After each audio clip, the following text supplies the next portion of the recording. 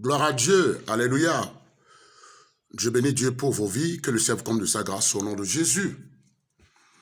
Je voudrais juste poser une question par cet audio pour voir si nous sommes vraiment convaincus que Dieu existe. La Bible nous dit dans Jacques 2, 19, il dit que le diable sait que Dieu existe. Le diable qui nous abrite et on vit la vie qui ne plaît pas à Dieu. Dieu dit que le diable sait que lui, il existe. Alors que Dieu n'a pas fait le diable à son image et à sa ressemblance. Mais nous, toi et moi, toi qui m'écoutes, toi pasteur, toi chrétien, toi fidèle, toi diacre, toi femme, tu m'écoutes, tu sais que Dieu t'a fait à ton image. Mais il n'a pas fait le diable à son image. Alors, il y a quelque chose que beaucoup de prédicateurs disent et qui me fait mal. Et c'est ce qui fait que beaucoup disent que le pasteur Ben insulte. Que j'attaque les gens, j'insulte, je fais comme si je suis un saint si je ne pêche pas. Bon, quand j'entends quelqu'un dire ça, ça m'écoeure parce que le diable fait le péché. Les démons font du péché, font du mal à abondance. C'est-à-dire, les démons, ils font de n'importe quoi.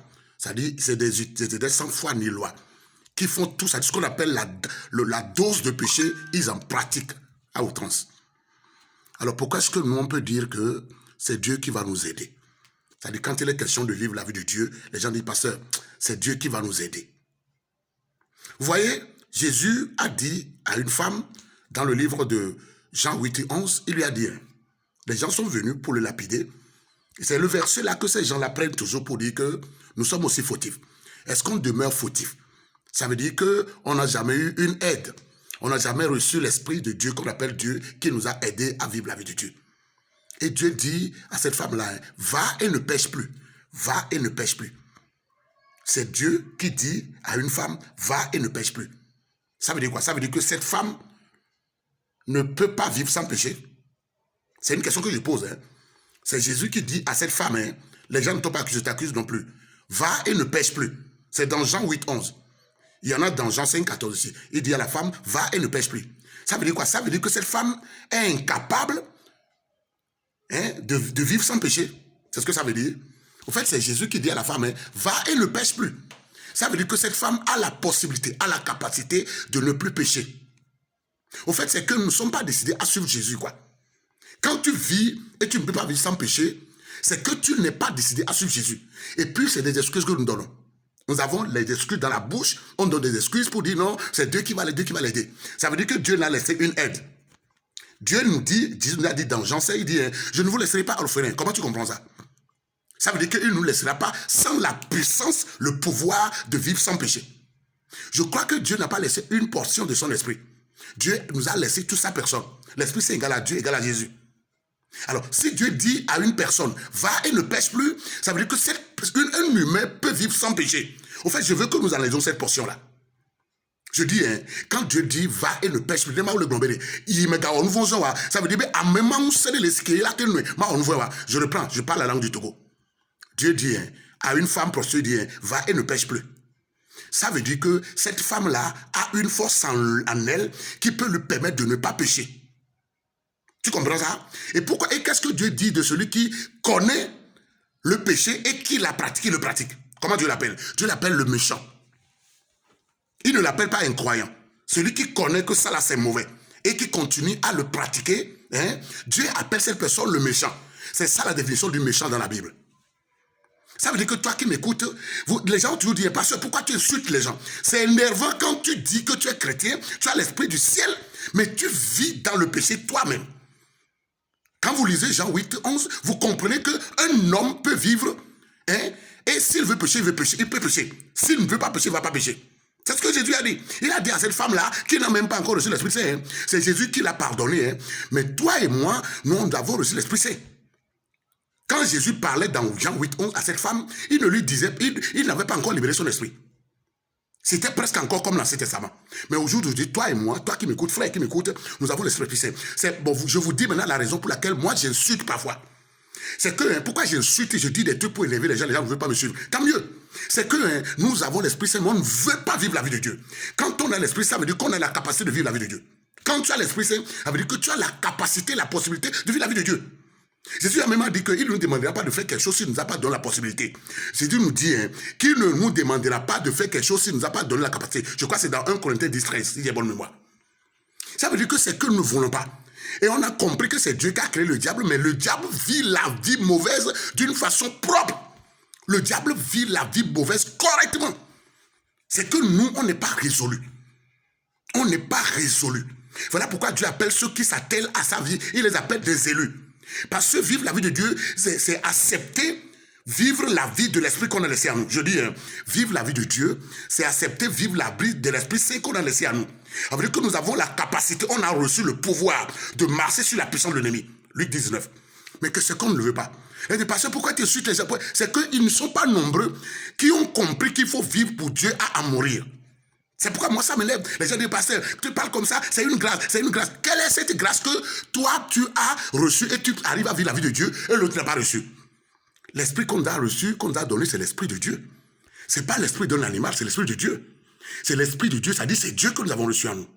Mais je vous demande, pourquoi est-ce que Jésus peut dire à cette femme, va et ne pêche plus, s'il ne lui a pas donné la capacité? Et quand Jésus a dit ça, c'était avant sa mort. Mais après la mort de Jésus, on a reçu son esprit. C'est pour ça, excusez-moi, c'est pour ça qu'il est mort. C'est pour ça que Jésus est mort. Maintenant, tu ne veux pas vivre la vie de Dieu et tu dis que c'est le diable qui fait ça. Ça veut dire que le diable a pris de force sur toi, que l'Esprit Saint que tu as reçu en toi, l'Esprit Saint qui est collé à ton âme, quand tu as cru en Jésus dans Éphésiens 1, 13, Jésus dit que quand on a cru là, on a reçu l'Esprit Saint. Vous voyez, une chose est de recevoir l'Esprit Saint, une chose est de travailler avec cet esprit-là.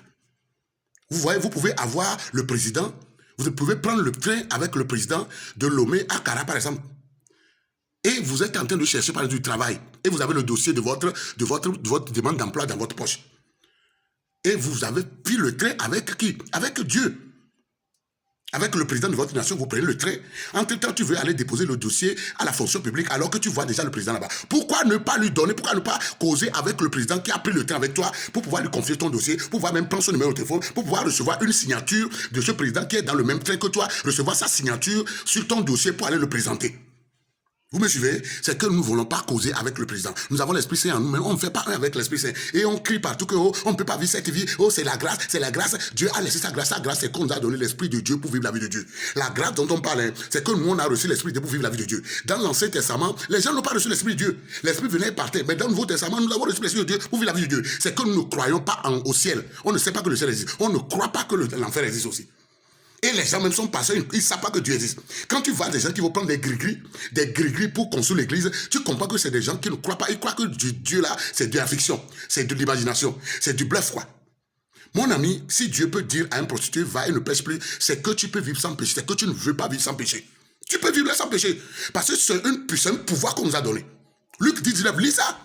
On t'a donné un pouvoir de marcher sur la puissance de l'ennemi. C'est que tu ne veux pas faire du pouvoir là, ta personne. Tu ne veux pas faire la chimie de l'évangile. La chimie, c'est quoi? C'est de s'approprier la parole de Dieu. C'est ce qu'on appelle quoi? Le rhéma. Vous ne voulez pas vous approprier la parole de Dieu et vous dire que les choses sont impossibles. Ça veut dire que Dieu, on nous a toujours laissé dans l'incapacité. C'est ça ce que vous voulez dire? Pour ceux qui disent aussi qu'on ne peut pas faire de bonnes œuvres. Vous qui dites qu'on ne peut pas faire de bonnes œuvres. Ça veut dire que Dieu est venu mourir pour qu'on soit incapable de pratiquer les bonnes œuvres. Alors, à quoi servit la mort de Jésus? Je vous en prie, repensez encore le livre de Jean 8, 11. Posez-vous la question sur cette portion-là. Posez-vous beaucoup de gens du monde, les gens qui sont mal intentionnés, qui veulent moisir dans le péché, ils vous diront que même les gens voulaient lapiter Jésus-Christ, une femme là, et il leur a dit, et qui peut l'accuser, qu'il n'a pas péché. Et Jésus se permet de dire encore, à la fin de ce qu'il disait là, la femme qui a prostitué là, à la fin, Jésus a dit, va et ne pêche plus. Jésus n'a pas dit, va et je vais t'aider à ne plus pécher. Jésus a dit, va et ne pêche plus. Je reprends. Jésus a dit dans Jean 8, 11, c'est le verset que tu disais pour dire aux gens que pourquoi tu accuses l'autre, pourquoi tu ne vois pas la poutre dans ton œil. C'est Jésus qui a dit à cette femme prostituée, va et ne pêche plus. Jésus n'a pas dit, va, je vais te donner l'esprit pour ne pas pécher. Il a dit, va et ne pêche plus. Je dis, va et ne pêche plus. Ça veut dire qu'il y a une capacité en nous de ne pas pécher. Il y a une possibilité, il y a un pouvoir qu'on a mis en nous. C'est pourquoi je vous parle de Luc 19. Mes amis, est-ce que vous voulez de Dieu ou vous voulez du monde? Vous ne savez pas que le diable se tue pour vivre la vie de Dieu, la vie du diable? Je dis, tu ne sais pas que les démons se tuent pour vivre la vie du diable? Tu ne vois pas ça? Et ils se tuent, ils veulent vivre la vie qui est mauvaise et ils vivent ça bien. Mais toi, le contraire, c'est vivre la vie bien. La vie qui est bien. Jésus l'a dit dans Deutéronome de 30, 18, l'autre c'est 19, non? Il a dit, mais je vous présente le bien et le mal, choisissez le bien. Ça veut dire qu'on a la liberté de choisir le bien ou le mal. Ça veut dire qu'on a une capacité en nous de vivre la vie de Dieu. Je ne sais pas si vous comprenez. Je vais faire une autre vidéo d'ici peu. Soyez bénis. C'est le pasteur Ben, le prince de l'église aimable de Togo. Je réponds 90, 88, 11, 70. Je suis sur YouTube. Tapez Ben Ministry. Ben Ministry. Et vous allez suivre mes vidéos. Mes amis, nous faisons comme... Le diable sait que Dieu existe, mais nous, on fait comme Dieu n'existe pas. Le diable que Dieu n'a pas fait à son image, hein, il sait que Dieu existe. Et il vit. Lisez Jean 2, c'est pas, Jacques 2, 19, vous allez voir ça. Qu'est-ce qu'on va faire pour plaire à Dieu? Nous qui nous sommes chrétiens et qui croyons qu'il n'y a pas le ciel. Le diable est convaincu qu'il y a le ciel et l'enfer. Mais toi qui es un humain que Dieu a fait à son image, tu n'es pas convaincu qu'il y a le ciel et l'enfer.